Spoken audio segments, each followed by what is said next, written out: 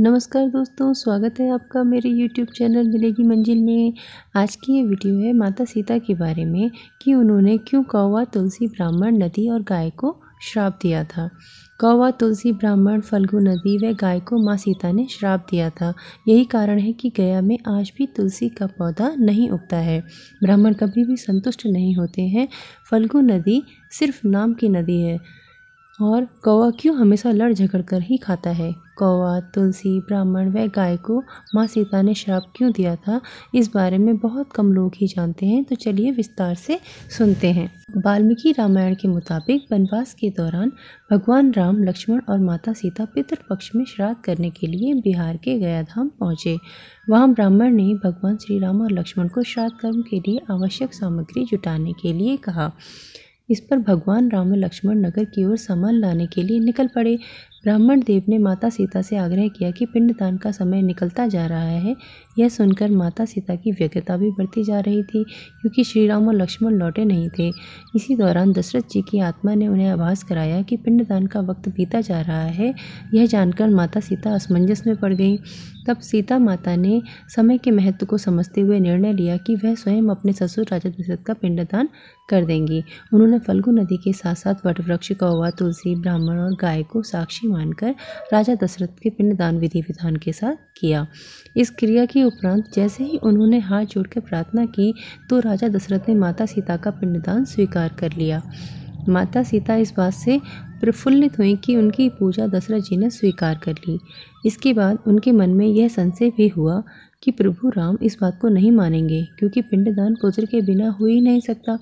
थोड़ी देर बाद भगवान राम और लक्ष्मण सामग्री लेकर आए और पिंडदान के विषय में पूछा। तब माता सीता ने कहा कि समय निकल जाने के कारण उन्होंने स्वयं पिंडदान कर दिया। प्रभु राम को इस बात का विश्वास नहीं हो रहा था कि बिना पुत्र के और बिना सामग्री के पिंडदान कैसे संपन्न और स्वीकार हो सकता है।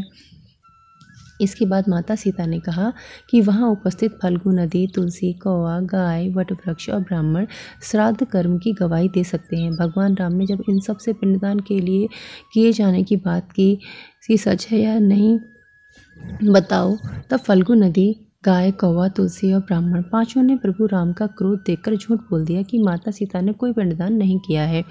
वटवृक्ष ने सत्य कहा कि माता सीता ने सबको साक्षी मानकर विधि पूर्वक राजा दशरथ का पिंडदान किया है। पांचों साक्षी के झूठ बोलने पर माता सीता ने क्रोधित होकर उन्हें आजीवन श्राप दे दिया।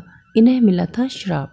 फल्गु नदी को श्राप दिया कि वह सिर्फ नाम की नदी रहेगी, उसमें पानी कभी नहीं रहेगा। इसी कारण फल्गु नदी आज भी गया में सूखी हुई है। गाय को श्राप दिया कि गाय पूजनीय होकर भी सिर्फ उसके पिछले हिस्से की पूजा की जाएगी और गाय को खाने के लिए दर बदर भटकना पड़ेगा। आज भी हिंदू धर्म में गाय के सिर्फ पिछले हिस्से की पूजा की जाती है। माता सीता ने ब्राह्मण को कभी भी संतुष्ट न होने और कितना भी मिले उसकी दरिद्रता हमेशा बनी रहेगी ऐसा श्राप दिया। इसी कारण ब्राह्मण कभी दान दक्षिणा के बाद भी संतुष्ट नहीं होते हैं। माता सीता ने तुलसी को श्राप दिया कि वह कभी भी गया की मिट्टी में नहीं उगेगी।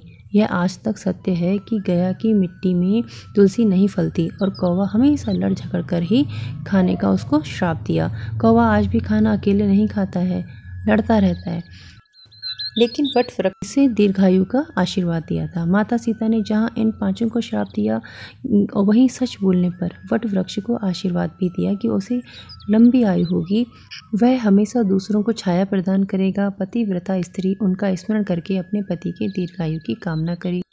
तो दोस्तों, वीडियो अच्छी लगी हो तो please like, share and subscribe करना, बेल आइकन को दबाना मत भूलना। अपना सपोर्ट, अपना साथ चैनल के साथ बनाए रखना। मिलते हैं जल्दी एक नई वीडियो के साथ। तब तक के लिए आप सभी का बहुत बहुत धन्यवाद।